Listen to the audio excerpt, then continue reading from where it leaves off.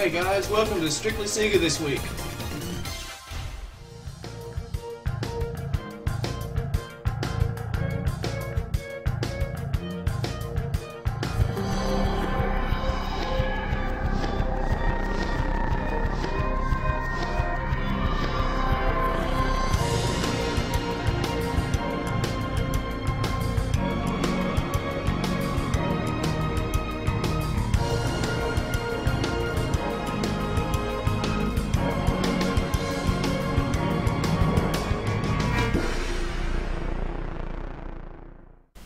G'day guys, welcome to Strictly Sega this week.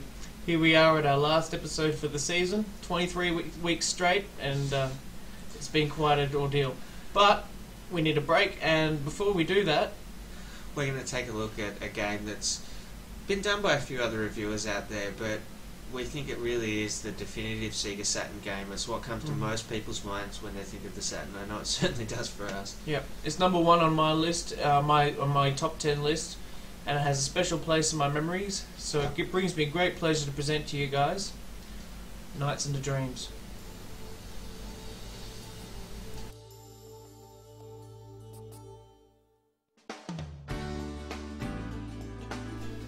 We've decided to break this game down into parts. First, we've got the background and history of the game. Second, we go into story and the characters in the game. Then we've got a little bit about the innovations in 3D on the Saturn, like the 3D control pad. And then finally we move on to the great gameplay.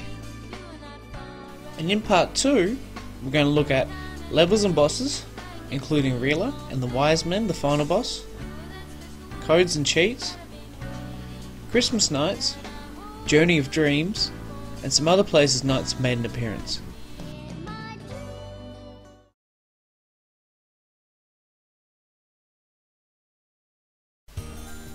Sonic Team, headed by Yuji Naka, kept Nights completely under wraps until its release on July 5th, 1996 in Japan.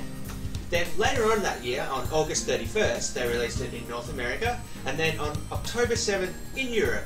Sega was really putting their eggs all in one basket with this game.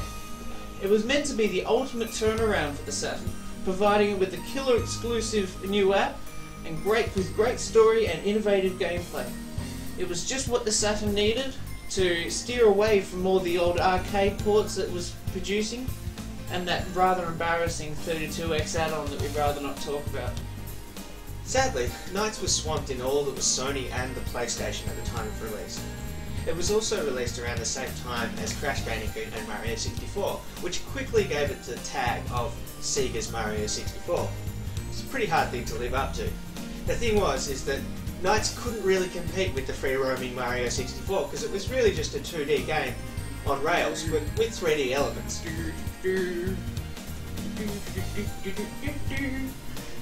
Okay. Then sadly, Sega began to lose their focus of their marketing after a short period of time because they had too many projects going on at once. They were still supporting the Mars system in Europe and Brazil, and they had arcades and amusement parks, as well as they were still supporting all the Mega Drive plugins. So now they had the Saturn as well. There was just too much going on. A lot of casual gamers were confused with the advertising and the way that this game was brought across to them. It turned out to be really hard to capture how good the gameplay was in this game. But I got it, and anyone who did get it that year would have been as wrapped as I was. It really was a crowning achievement for Sonic Team and the Saturn. Just in our opinion at least. Some say Burning Rangers is better, but I think Nights just had the right timing, as in it was right when the Saturn was acting vibrant and alive, and it was also while our minds were still young enough and ready to take in different games like this.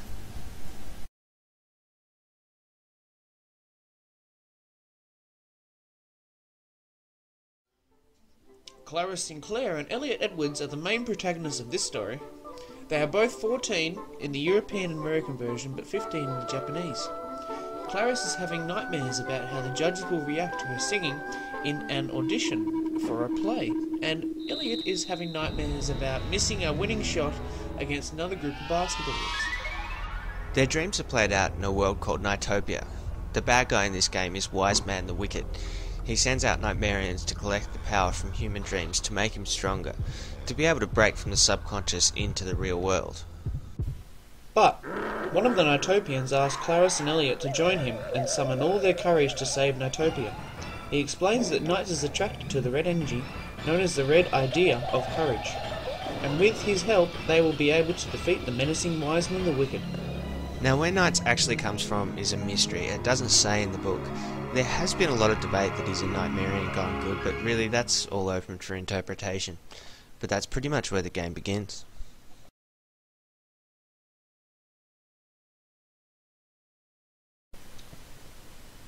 The Sonic team and the Panzer Dragon group pushed Sega really hard for the release of a analog controller, and finally, after over 100 different designs, the 3D controller from Sega was finally born. So the 3D controller, in my opinion, was very, it was an excellent controller. It was very solid and robust. It was much smarter and easier to handle than the Nintendo 64 controller, which had that thing in the middle. Again, just in my opinion. It was also pretty similar to the older PlayStation controllers. Had the little button in there, in this case a little slider, to go from analog or digital, depending on what games you were playing. Some of the older games you needed the compatibility to play the... Yeah, but anyway, so when I got it, my first query was, what's up with the plug on the other end? How come it comes off like this?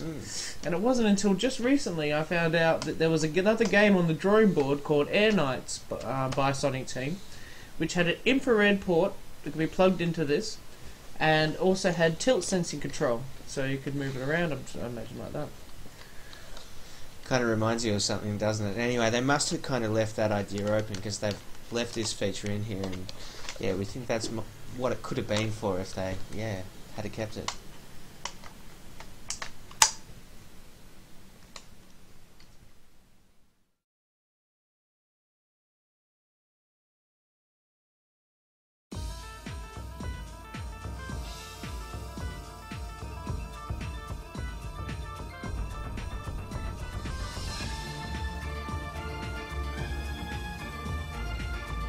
So you begin with 5 coloured ideas, but as soon as you enter the level, 4 of them are stolen and you have to enter the IDS Palace to release Knights and recollect them.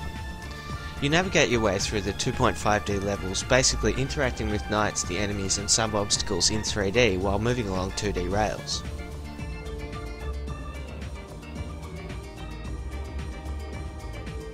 The general idea is to fly around the courses, linking loops and turns and collecting blue energy until you collect 20 of them, then depositing them into a idea capture, which will then explode and release the ideas it was holding. After the idea capture is blown up, the blue balls are turned into gold and can still be collected to improve your overall rating. Just make sure you make it back before the clock ends.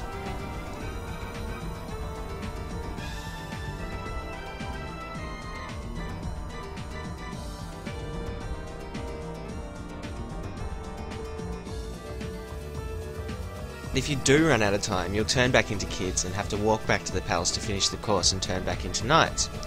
Be careful though, there's a giant alarm clock that comes running around to catch you, and if he wakes you up, it's game over.